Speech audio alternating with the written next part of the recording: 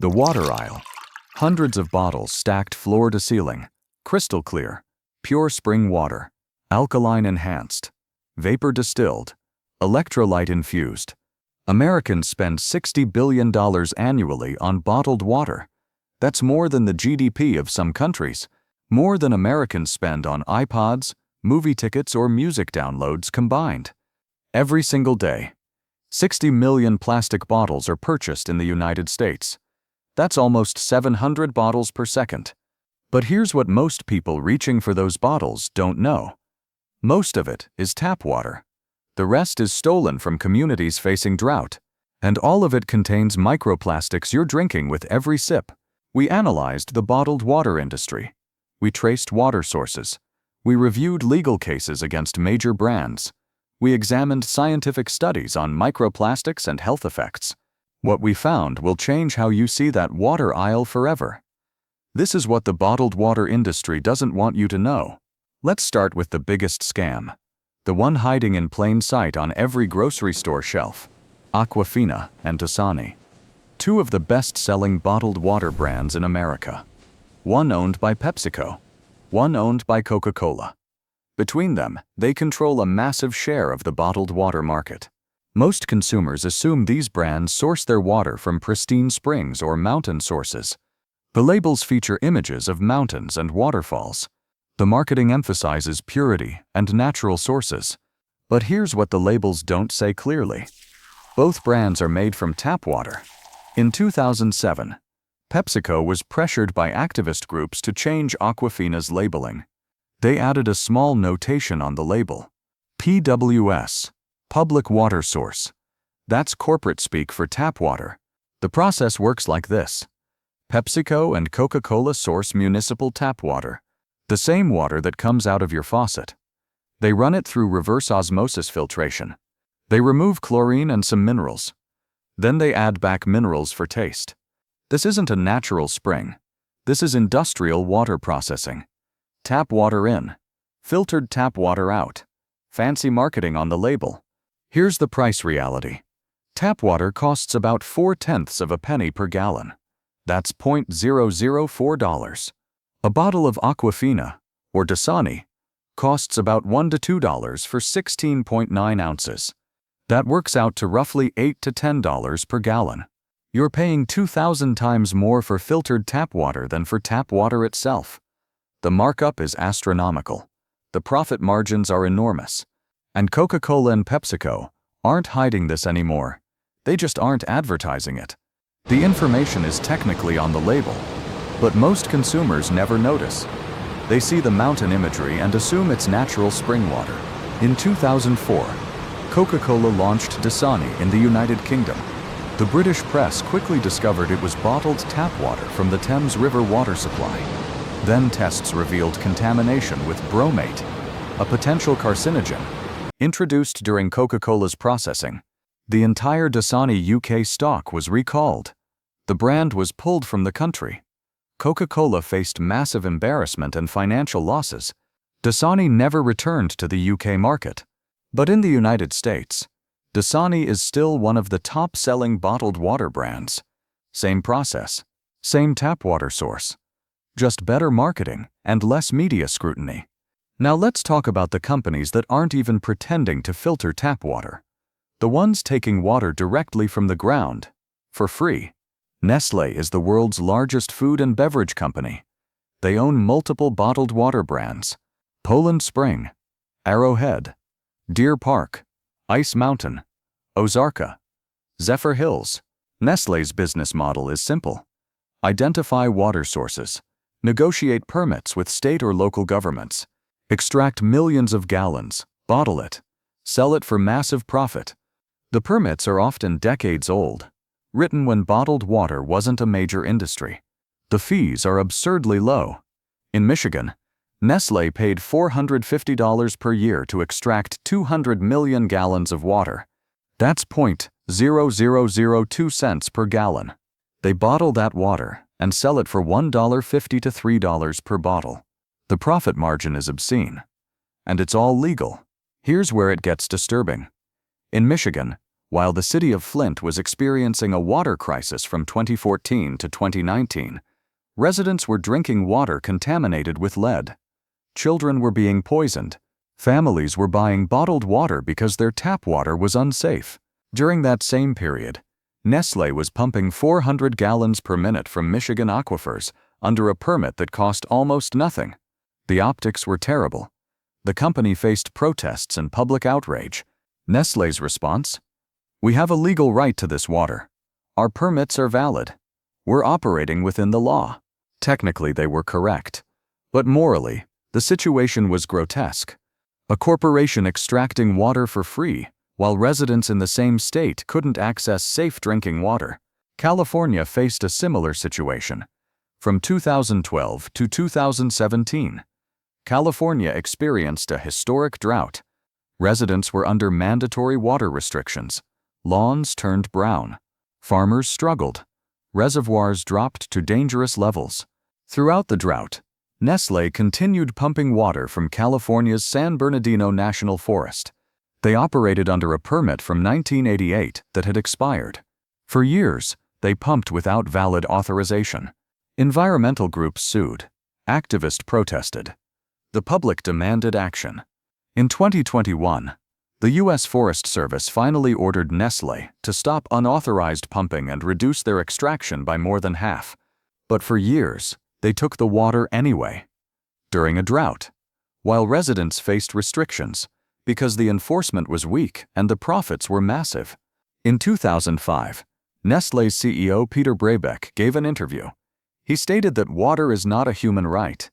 He argued it should be treated as a commodity with market value. The interview went viral. Global outrage followed. Nestlé backpedaled. They claimed his statements were taken out of context, but the damage was done. And their actions consistently reflected the philosophy he expressed. Communities don't own their water when corporations have permits to extract it. And those permits are granted by governments that often prioritize corporate interests over public good. Now let's talk about luxury water. The brands that convince consumers to pay premium prices for water shipped from remote locations. Fiji water. The square bottle. The tropical imagery. The marketing built around purity and exclusivity. Celebrities are photographed with it. It's positioned as a status symbol.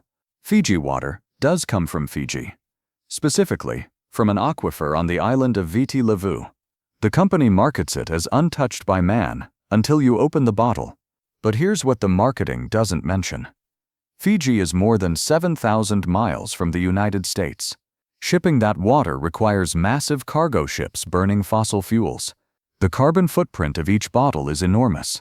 Meanwhile, in Fiji, more than half the population lacks access to safe, reliable drinking water. The country where Fiji water is sourced has a water access problem, but the water is bottled and shipped to wealthy countries. In 2006, Fiji Water ran an advertising campaign mocking Cleveland's tap water.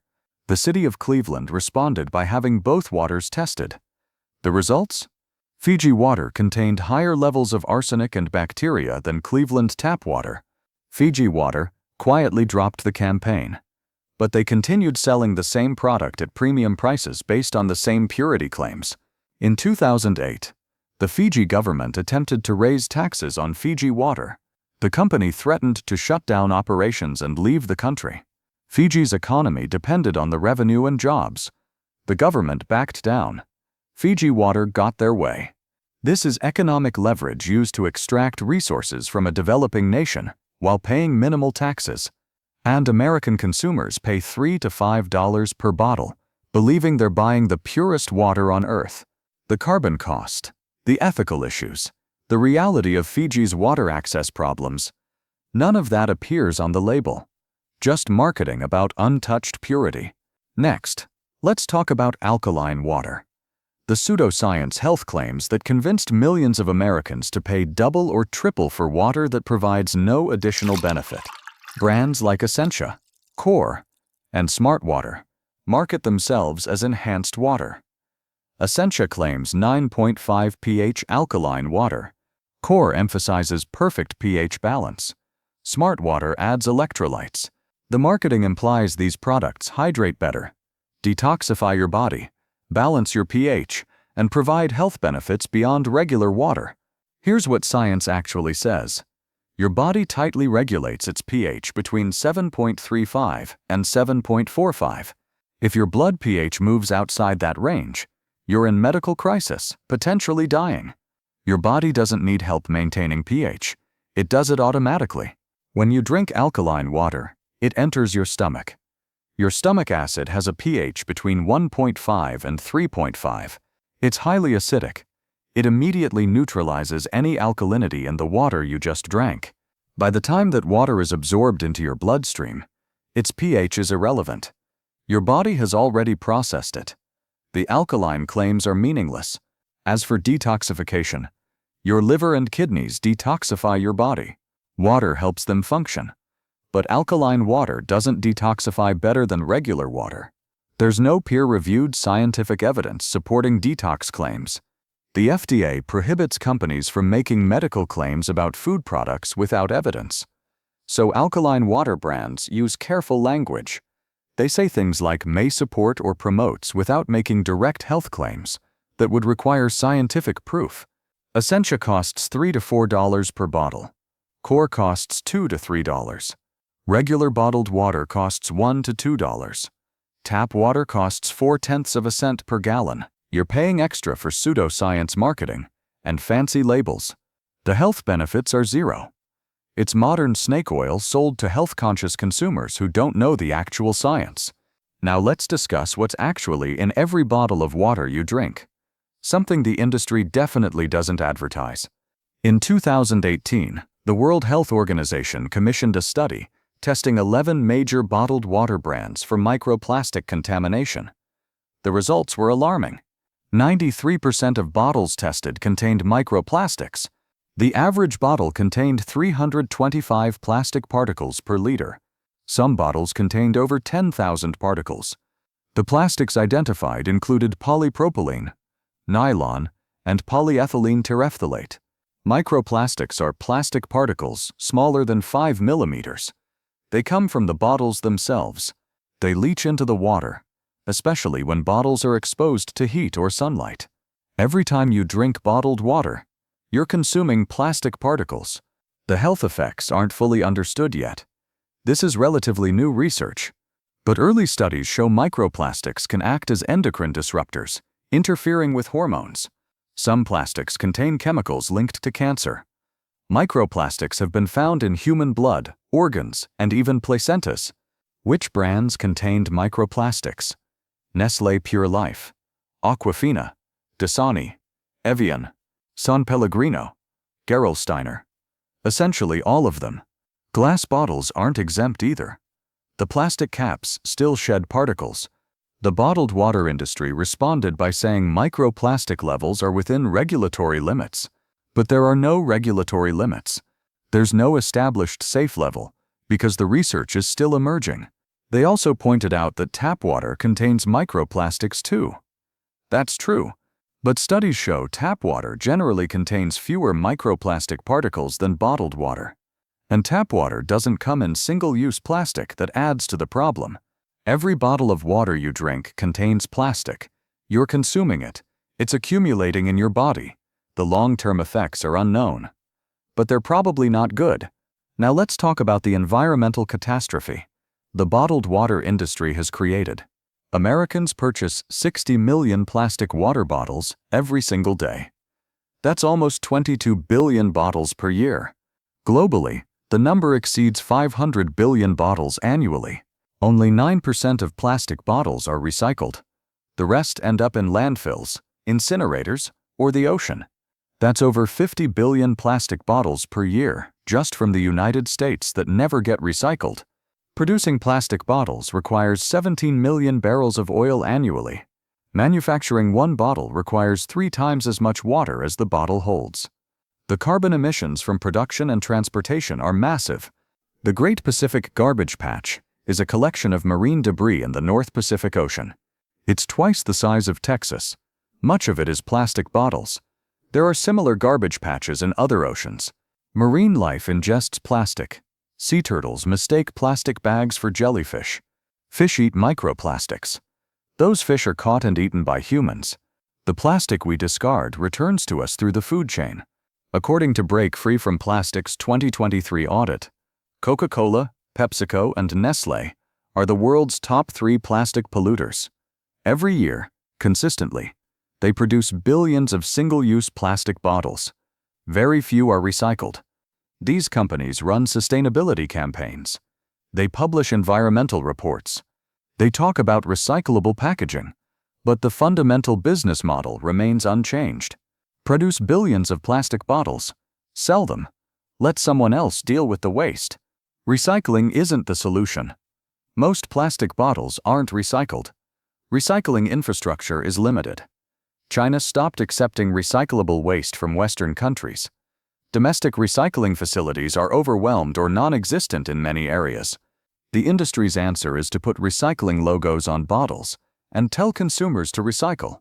But even if you put a bottle in a recycling bin, there's a 91% chance it ends up in a landfill or the ocean anyway. 60 million bottles per day. 91% never recycled. Oceans filling with plastic, marine ecosystems collapsing, and the bottled water industry keeps growing. Let's talk about regulation, or rather, the lack of it. Tap water in the United States is regulated by the Environmental Protection Agency. The EPA sets strict standards for contaminants. Water utilities must test daily. Results are published in annual water quality reports available to the public. Bottled water is regulated by the Food and Drug Administration. The FDA has looser standards. Testing is less frequent. Results aren't publicly reported. On paper, some bottled water standards are stricter. For example, the lead limit for bottled water is 5 parts per billion, compared to 15 parts per billion for tap water. But enforcement is weak. Testing happens weekly instead of daily.